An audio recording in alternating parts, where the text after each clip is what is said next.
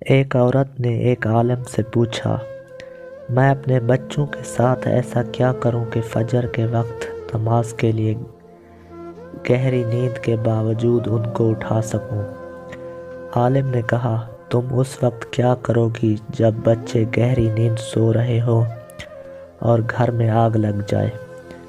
عورت نے کہا، میں انہیں جگاؤں گی۔